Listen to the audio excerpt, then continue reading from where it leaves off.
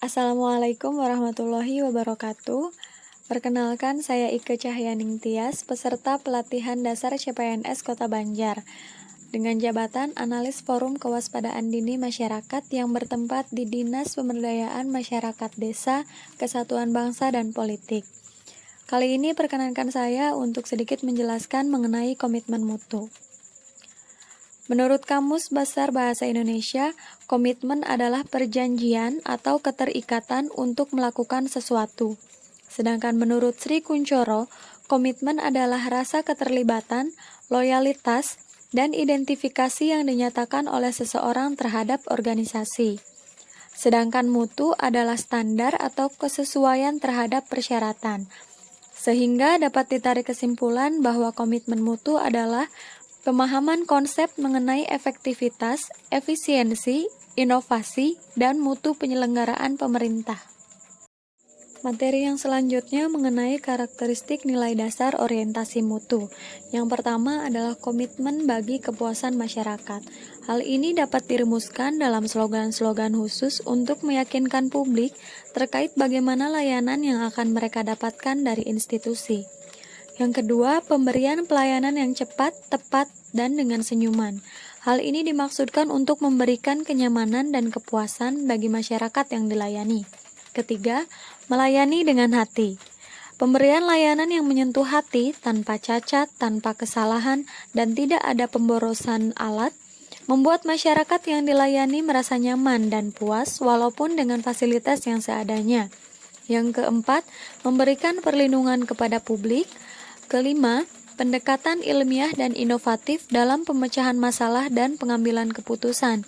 Yang terakhir, upaya perbaikan secara berkelanjutan, dapat melalui cara pendidikan, pelatihan, pengembangan, ide kreatif, kolaborasi, dan benchmark. Total Quality Management merupakan sistem manajemen yang mengangkat kualitas sebagai strategi usaha dan berorientasi pada kepuasan pelanggan dengan melibatkan seluruh anggota organisasi. Manajemen mutu harus dilaksanakan secara terintegrasi dengan melibatkan seluruh komponen organisasi untuk senantiasa melakukan perbaikan mutu agar dapat memuaskan pelanggan. Terdapat 5 pilar Total Quality Management. Kelima pilar ini memiliki keterkaitan dan ketergantungan yang tinggi. Organisasi merupakan pilar tengah yang membuat kerangka kerja berorientasi mutu. Produk yang bermutu sebagai hasil kerja organisasi diperoleh melalui proses yang bermutu pula, dengan didukung komitmen tinggi dari seluruh komponen organisasi.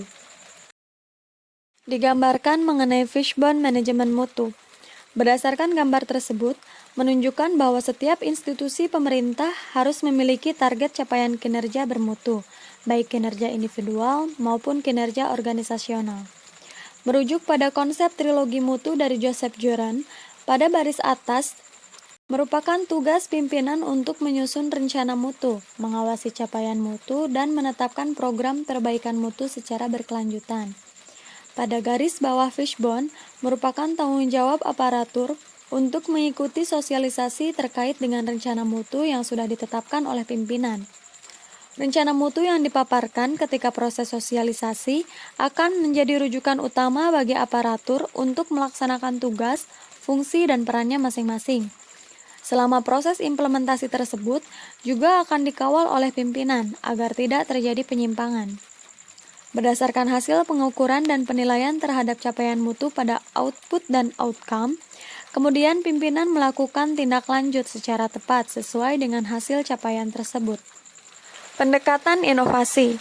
Inovasi barang dan jasa adalah cara utama di mana suatu organisasi beradaptasi terhadap perubahan-perubahan di pasar, teknologi, dan persaingan. Inovasi muncul untuk menghadapi tantangan manajemen di masa sulit. Inovasi lahir cepat ketika organisasi berada dalam kondisi stagnan dan sulit berkembang. Inovasi dapat diwujudkan dalam bentuk produk, layanan, metode kerja, dan sumber daya. Terdapat 4 pendekatan cara berinovasi. Yang pertama adalah penemuan, yaitu dengan cara mengkreasikan suatu produk jasa atau proses yang belum pernah dilakukan sebelumnya. Yang kedua, pengembangan, yaitu dengan cara mengembangkan produk atau jasa atau proses yang sudah ada. Yang ketiga, duplikasi, yaitu dengan cara menirukan suatu produk jasa atau proses yang sudah ada. Duplikasi ini bukan semata-mata meniru, melainkan untuk menambahkan konsep yang lebih kreatif. Yang terakhir dengan cara sintetis, yaitu dengan cara perpaduan konsep dan faktor-faktor yang sudah ada menjadi formula yang baru, meliputi pengambilan sejumlah ide atau produk yang sudah ditemukan atau sudah dibentuk, sehingga menjadi produk yang dapat diaplikasikan. Demikian penjelasan singkat saya yang dapat saya sampaikan, semoga bermanfaat dan dapat diterima dengan baik. Terima kasih. Wassalamualaikum warahmatullahi wabarakatuh.